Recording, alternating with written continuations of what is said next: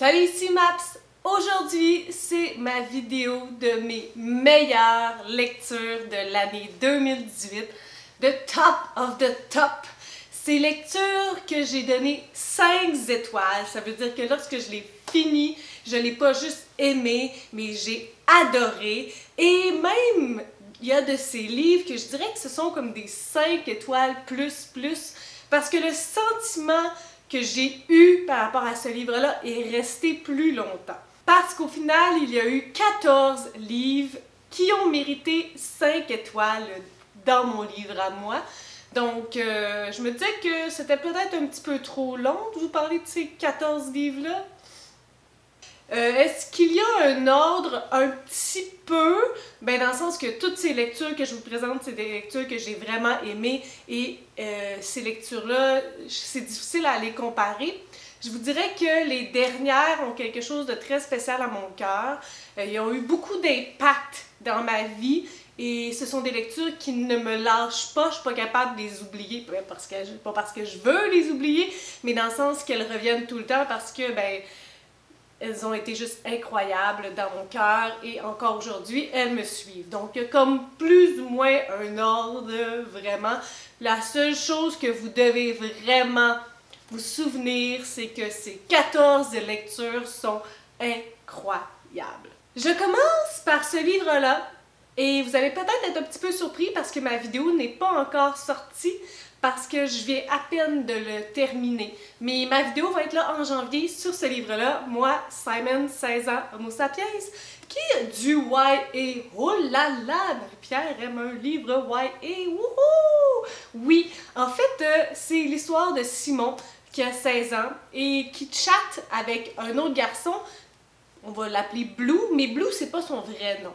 Les deux garçons ne connaissent pas l'identité de l'autre, mais savent qu'ils sont dans la même école secondaire. C'est pas mal la seule information qu'ils ont l'un de l'autre. Ils veulent pas vraiment découvrir l'identité de l'autre parce que, ben, ils sont bien comme ça, puis ont peur que s'ils découvrent leur véritable identité, ben, que ça brise un peu leur relation. Et le secret qu'est Blue pour Simon va être un peu dévoilé par Martin Addison, qui est juste un gars qui était comme ça, puis qui a vu les mails échangés entre Simon et Blue. Simon qui n'utilise pas son vrai nom, il s'appelle Jacques dans les courriels. Donc Martin va essayer d'utiliser ça comme monnaie d'échange pour arriver à ses fins amoureuses lui aussi.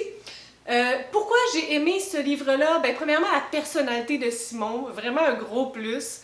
Les thématiques abordées de l'adolescence, l'amitié, l'amour, la sexualité, l'orientation sexuelle, j'ai trouvé que c'était bien apporté, c'était pas exagéré, mais c'était réaliste, c'était honnête. Et puis, il y a comme tout aussi la discussion à propos de l'hétéronormativité que j'ai vraiment adoré. Donc, c'est pourquoi moi, Simon, 16 ans, Homo sapiens, de Becky Albertalli, fait partie de mes coups de cœur de l'année 2018. Et je continue avec cet auteur, Delphine de Vigan, qui étrangement était dans mes coups de cœur de 2017 avec son livre No et moi. Eh bien, cette année, elle l'est encore, mais pour son livre Rien ne s'oppose à la nuit, un livre non-fiction, en fait, autobiographique à propos de sa maman. Elle essaie de comprendre qu'est-ce qui s'est passé dans sa vie à sa maman pour que sa vie soit aussi lourde de sens, qu'elle soit aussi compliquée, qu'elle soit aussi difficile à vivre. On commence avec l'événement choc qui a mis fin à la vie de sa maman et elle essaie au fur et à mesure du livre de comprendre ses choix, de comprendre son enfance, de comprendre sa vie adulte, sa personnalité, la famille. Donc c'est vraiment un livre très honnête de Delphine de Vigan qui nous amène dans ses réflexions à elle parce qu'il y a une alternance entre la description de la vie de sa maman et ses pensées à elle, de Delphine, tu sais, Delphine qui se dit, ben, je voulais écrire un roman, mais la seule chose qui me venait en tête, c'était ma maman, donc j'ai pas eu le choix. Je m'y suis mis, mais l'exercice n'était pas facile. Aller voir sa famille, les frères et sœurs de sa mère, les gens, ils voulaient comme pas en parler, c'était comme tabou. Donc, puis j'ai peur d'en dire trop, j'ai peur de pas le dire de la bonne façon. Il y a vraiment quelque chose de très, très criant, de très fort à propos de ce livre-là. Et les non-fictions, ben, c'est un genre littéraire que je lis pas assez, J'aime tellement ça, mais vraiment, ça a été un autre coup de foudre pour moi. On s'en va dans l'historique parce que vous savez peut-être, mais l'historique, c'est mon dada. Et on y va avec Les Enfants du Fleuve de Lisa Wingate, qui a gagné l'année passée, le 2017, le Goodreads de la meilleure historical fiction. C'est une fiction historique, mais il a basé sur un élément vrai. Ce livre-là se passe en 2 temps, une partie aujourd'hui, une partie dans le passé. Et aujourd'hui, on suit cette avocate forte avec une belle personnalité qui se rend compte que les personnes âgées sont pas toujours très bien traitées dans les foyers. Et elle a comme un statut un petit peu particulier parce que sa famille, elle est populaire et assez bien aisée. Mais elle se rend compte que faut pas se cacher le visage dans le sable, c'est pas joyeux pour toutes les personnes âgées, il y a des centres beaucoup mieux que d'autres. Et en faisant un tour d'un centre pour personnes âgées, elle va rencontrer une femme et pour une raison X, Y, Z, elle va être un peu attirée par son histoire à elle et elle va essayer d'en savoir plus. Et c'est là, que ça va commencer, ça va débouler parce que cette personne-là a un historique assez incroyable. Et là, on va retourner dans le passé, on va retourner dans une histoire d'orphelinat, des personnes qui enlevaient les enfants des parents qui n'avaient pas beaucoup de moyens ou pas beaucoup de moyens de s'en sortir contre eux. Donc, qui kidnappaient les enfants pour les amener dans un orphelinat ou qu'ils n'étaient pas très bien traités, autant physiquement que psychologiquement. Et la plupart du temps, ils revendaient les enfants à des personnes riches. Le sous-jacent de l'histoire était très bien caché, mais au final, c'était pas mal ça qui se passait, donc ça va aller dans les Dirty Little Secrets. Cette histoire-là, elle est bouleversante par son sujet, mais elle est tellement prenante par rapport à l'héroïne principale, notre protagoniste. On se fait embarquer dans l'histoire, ça fait mal par contre, attention au cœur sensible, mais c'est juste prenant de vérité tout ça. Je continue avec le livre de Amélie Nothomb, Frappe-toi le cœur, qui est une fiction et qui relate des relations mère-fille, donc la jalousie qu'une mère peut avoir envers sa fille. On va suivre la pauvre petite Diane qui, dès sa naissance, va se demander pourquoi sa maman Marie est capable d'aimer tous ses autres enfants, même ses autres filles, mais pas elle. On dévore le livre, c'est fluide, c'est addictif. On suit plein de personnages antipathiques, mais qui deviennent, somme toute, genre sympathiques. Ça va faire une belle loupe d'événements. J'aime tellement ça, les boucles qui se bouclent à la fin. Et il va avoir cet aspect moralisateur, mais qui est de bonne guerre. Donc, je voudrais que le seul petit bémol avec ce livre-là, c'est que je trouve que je l'ai oublié rapidement par la suite. Il m'a laissé une forte impression sur le moment.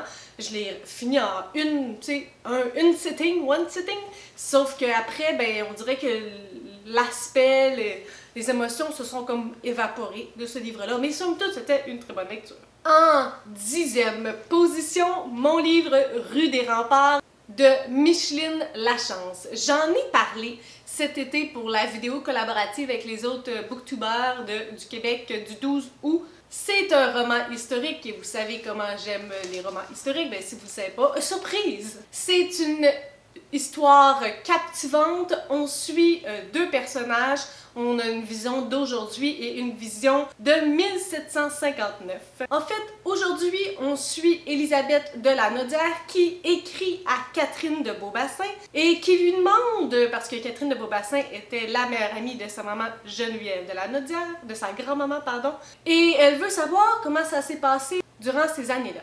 Le livre se sépare en 2 moments, si je pourrais vous dire. Il y a la bourgeoisie, la première partie, puis la deuxième partie, c'est les impacts de la guerre. Et entre autres, pourquoi j'ai vraiment apprécié de lire ce livre-là, c'est les 2 personnalités de nos 2 personnages qu'on suit en 1759, Catherine et Geneviève. Catherine qui est très enjouée, très fofolle, et Geneviève qui est bien mise, qui est une beauté incroyable. Donc on a nos 2 personnalités assez dichotomiques, on suit leur histoire facilement, et il y a aussi une petite coupure avec Élisabeth de La Naudière qui veut savoir un peu plus et qui pose des questions précises sur ce qui s'est passé avec ses grands-parents. Place numéro 9. Être face à la rue de Jean-Marie Lapointe. Être face à la rue, c'est aussi une série avec différents épisodes où Jean-Marie rencontre différentes personnes qui vivent dans la rue, leur cheminement, leur histoire, pourquoi ils sont là, comment ils arrivent à s'en sortir, les impacts, beaucoup de sujets. C'est quand même un tout petit livre, ça se lit assez facilement, il y a des images aussi. Je vous dirais que c'est une lecture sur l'itinérance qui est humainement nécessaire, des pistes de réflexion, des prises de conscience. Il faut lire ce livre-là. En 8e position, on retourne un petit peu dans l'historique parce que, c'est ça. Le cercle littéraire des amateurs d'épluchures de patates de Marianne Schaffer et Annie Burroughs. En plus, ce livre-là a eu son adaptation cinématographique. Oh my god! Nous sommes en 1946 et Juliette est une auteure qui vient de sortir un roman assez populaire qui a fait un grand carton. Et il faut qu'elle écrive autre chose. Puis de façon très aléatoire, elle reçoit une lettre d'un homme de Guernesey qui dit qu'il a vu ces informations dans un livre qu'elle avait donné, puis avait mis son numéro de téléphone ou son adresse, ou peu importe. Donc c'est comme ça qu'il a été capable de la retracer, puis il voulait juste lui dire que ce livre-là, ben, ça lui a fait super du bien pendant la guerre, pendant l'occupation allemande. Puis là, elle, ça fait comme un flash, elle se met à écrire avec lui, à lui demander comment ça s'est passé durant l'occupation allemande pour eux, les autres habitants de Guernesey aussi, puis elle se met à échanger avec eux, elle se met à les apprécier, puis finalement elle s'en va là. Écoute, c'est un coup de foudre. Ce livre-là, il est écrit en échange de lettres. Donc, c'est un format assez particulier au départ qui peut être difficile parce que il n'y a pas nécessairement d'explication, de description, c'est vraiment un échange de courrier. Donc, c'est comme ça qu'on suit nos personnages, on suit Juliette, on suit, comment elle s'appelle? Darcy. Donc, c'est par échange de courrier, sauf que c'est une romance historique tellement touchante. Il y a tout l'aspect aussi historique, forcément, de l'occupation allemande qui est vraiment bouleversant. C'est juste comme délicieux, tu sais, c'est assez prévisible comment ça va terminer, mais au final, on s'en fout, là, ça fait juste du bien. En 7e position, un ouvrage made in Québec, fait au Québec. Moi aussi, j'aime les hommes, de Simon Boulris et Alain Labonté. Ce livre-là, c'est une non-fiction, c'est comme un échange entre les deux hommes, entre Alain et Simon, à propos de sujets qui les touchent. Ce sont des discussions humbles, c'est très honnête, c'est très criant de vérité. Ça part de quelque chose que je me sais plus lequel des deux hommes voit à la télévision, un acte très homophobique. Puis là, c'est là qu'ils se mettent à échanger sur leur vie à eux, l'homosexualité, la famille, leur enfance, les stéréotypes, les préjugés, l'hétéronormativité, le coming out, tout ça, c'est tellement vrai. Puis pour moi, mon gros coup de cœur à propos de ce livre-là, c'est parce que j'avais l'impression d'être dans une réunion cosmique. J'étais tellement en accord avec leurs propos, je me disais, mon Dieu, je pensais être la seule au monde à penser ça. Puis ça m'a juste tellement fait du bien de me rendre compte qu'il y en a d'autres qui ont ces opinions-là, sur par exemple... les petites filles ils peuvent juste porter du rose, puis les garçons peuvent juste avoir des collants de camion. Tu sais, ces détails que dans la vie les gens font pas attention, mais qui ont tellement une importance. Donc, pour moi, c'était juste un gros coup de cœur cosmique. En 6e position, et là, je connais un booktuber québécois qui risque d'être assez heureux de voir sa recommandation dans mon top lecture de 2018. Et ce livre, c'est Fleurs captives de V.C. Andrews, Virginia C. Andrews. Il est en 6e position parce que, pour l'instant, des 5 tomes, je n'ai lu que le premier. Donc, c'est assez nouveau comme relation entre moi et cette série-là. Et si vous me connaissez un peu, vous savez que j'ai bien de la difficulté avec les tomes 2. C'est souvent là que ça passe ou ça casse. Hein? Le premier tome, je tombe en amour avec l'univers, je tombe en amour avec tout ça. Et souvent, le deuxième tome, je suis bien déçue. Donc là, bon, 6e position, c'est très acceptable, c'est très bon. Anyway, juste le fait d'avoir 5 étoiles puis d'être dans ce top-là. Donc, Fleur captive, nous suivons Corinne et son mari Christopher qui filent le parfait amour. Ils ont 4 enfants, des beaux petits-enfants incroyables. Il arrive un drame, Christopher va mourir. Donc là, ben, il y a un petit souci parce que il semblerait que peut-être qu'ils vivaient au-dessus de leurs moyens.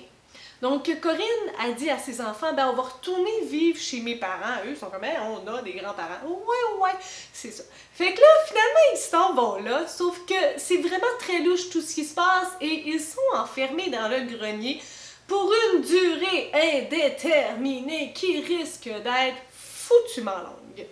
Donc, on part du conte de fées à la merveilleuse petite famille à l'enfer de l'enfer.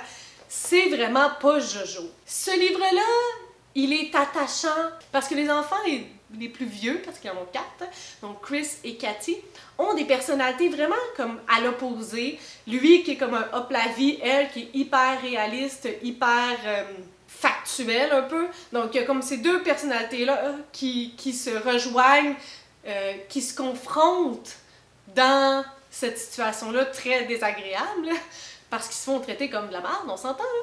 Et il y a aussi un grand sujet dont je veux pas effleurer, mais un sujet qui n'est pas abordé très souvent dans les livres, qui est même très très tabou, et ça devient comme oh, la grand-mère veut pas que ça arrive, mais en faisant en sorte qu'elle veut pas que ça arrive, ben ça va arriver.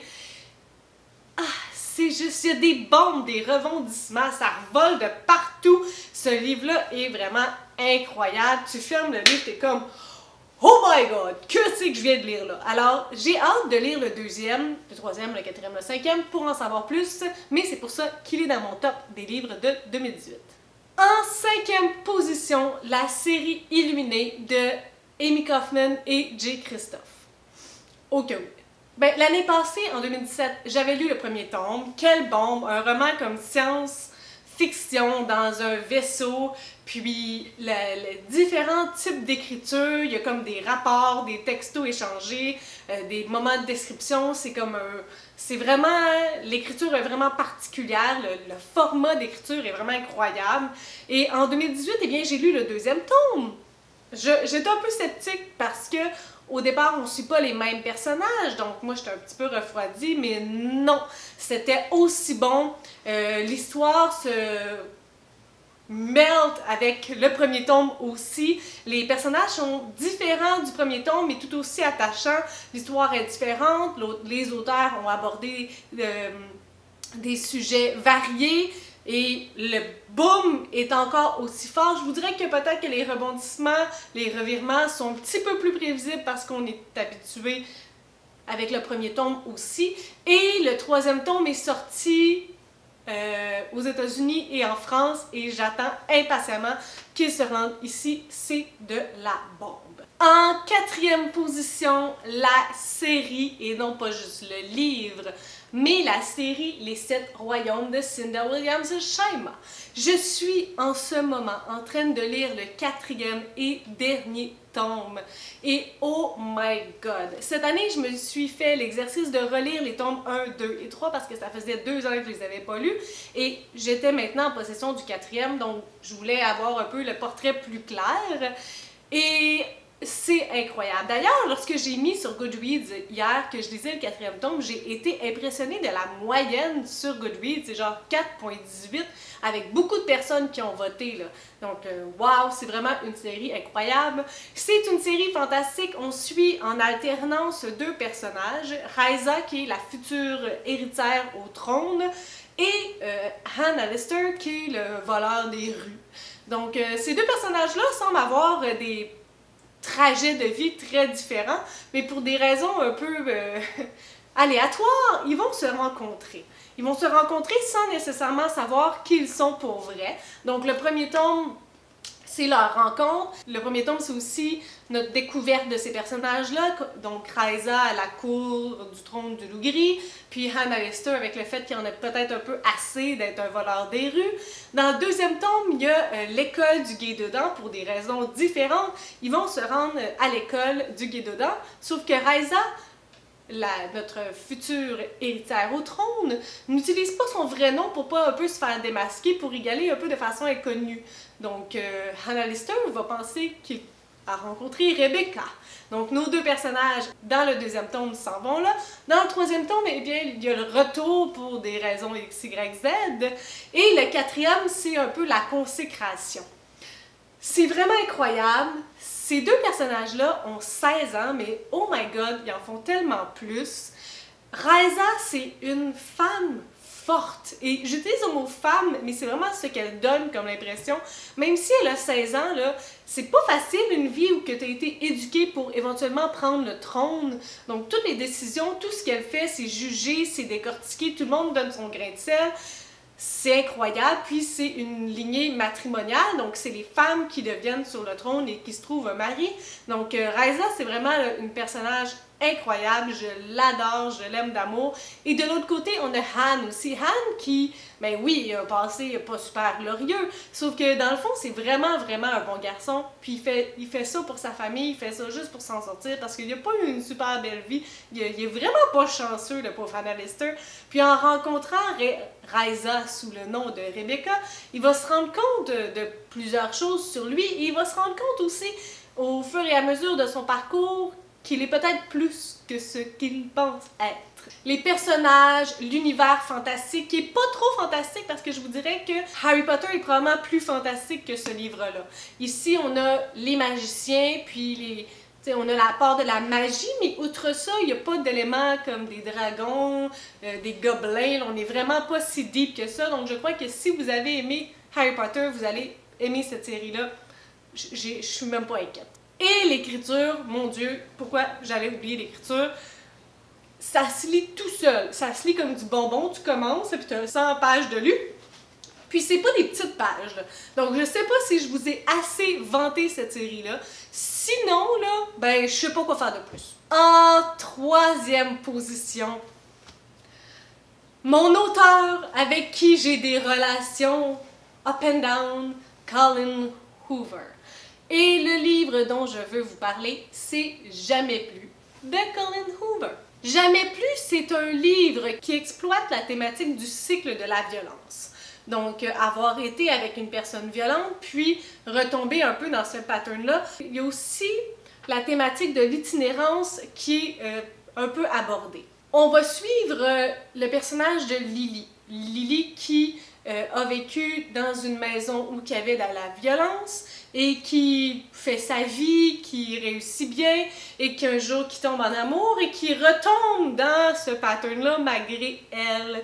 Et là, c'est comment elle vit ça, comment elle peut s'en sortir, qu'est-ce qui lui passe par la tête.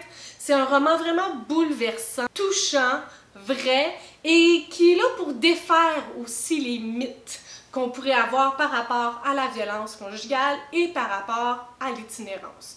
Pour moi, ça a été vraiment un gros coup de cœur. J'ai adoré ce livre-là. Et comme je vous dis, je suis pas tout le temps en amour avec les livres de Colin Hoover, mais celui-là est pour moi un de ses meilleurs, peut-être son meilleur. En deuxième position, Quelques minutes après minuit de Patrick Ness. Et quelle révélation! Parce que je m'attendais pas à grand-chose. Je voudrais que j'avais vu sur différentes chaînes des booktubers anglophones que j'aime et qui ont des goûts similaires, mais parfois ça garantit quand même pas le coup de cœur. Puis la prémisse était quand même assez touchante. Un garçon de 13 ans dont sa maman a le cancer et à chaque nuit, à minuit et 7, eh bien, il y a un monstre qui apparaît. Donc, il y a un volet fantastique, mais il y a aussi ce volet-là très touchant, donc de comment il arrive à gérer le fait que sa maman elle est malade et qu'elle est de plus en plus malade. Il y a une alternance entre des illustrations bouleversantes. C'est un tout petit livre, une écriture franche, mais tranchante. C'est court, ça a un gros impact, ça fait mal, c'est puissant et j'ai fini les yeux pleins d'eau. Ça, c'était vraiment une histoire, un roman bouleversant, touchant, incroyablement puissant. Et en première position. Et je pense pas que c'est une surprise, parce que si vous avez vu ma vidéo à propos de ce livre-là, j'ai tellement été bouleversée, puis j'ai pas été bouleversée autant par un livre de ma vie, je pense. C'est sûr que là, je suis plus vieille, donc les mots, les émotions passent pas de la même façon qu'avant, puis je recherche peut-être pas la même chose non plus, mais ce livre-là m'a touchée comme aucun autre ouvrage l'a fait auparavant. Un monde mort comme la lune de Michel Jean. Dans ce livre-là, on va suivre un reporter, Jean-Nicolas Legendre. Jean-Nicolas, il s'en va en Haïti pour faire un reportage et il y a quand même quelques risques. Il prend aussi quelques risques. Il va rencontrer Bia, une jeune femme qui ne le laissera pas indifférent, mais c'est un homme fidèle, donc il a sa femme à Montréal, puis il a sa petite fille, puis bon, il va peut-être se laisser aller un peu au flirt, mais vraiment pas plus que ça. Il y a toute la réflexion, parce qu'on est dans la tête de Jean-Nicolas, puis il y a toutes ces réflexions qui sont tellement honnêtes, qui sont tellement justes. Je vous jure, j'ai highlighté des passages dans mon livre. Je pense pas que ça m'est jamais arrivé de ma vie, je fais pas des choses comme ça. C'est incroyable. Et puis, lorsqu'il va revenir à Montréal, eh bien, son reportage va avoir eu un impact et ça va avoir aussi un impact dramatique sur sa vie. Ça va tout foutre en l'air. L'écriture est tellement fluide. Les réflexions sont honnêtes, sont justes, sont vraies. Il y a des revirements, des rebondissements, de l'action à pu finir. Ça vole de tous bords, tous côtés. Et la fin m'a achevée. Juste d'y penser, là, je suis encore fragile de ma lecture. C'est bouleversant, ça fait mal, c'est un chef-d'œuvre. J'ai pas réussi à l'oublier. Ben, c'est pas parce que j'ai essayé, là, mais je l'ai lu au mois d'août et il est tout le temps constamment dans ma tête. J'ai encore des images de mes lectures et des réflexions et des sentiments et des émotions. C'est mon coup de cœur de 2018. Et voilà! Voici mes top lectures de l'année 2018. N'hésitez pas à m'écrire en commentaire parce que j'aimerais ça en avoir d'autres en 2019. Donc, écrivez-moi quels ont été vos coups de cœur en 2018 et je vais les lire, c'est sûr, en 2019. Si vous avez aimé cette vidéo, n'hésitez pas à mettre un petit pouce et ou à vous inscrire à ma chaîne. Et sur ce, je vous souhaite de bonnes lectures!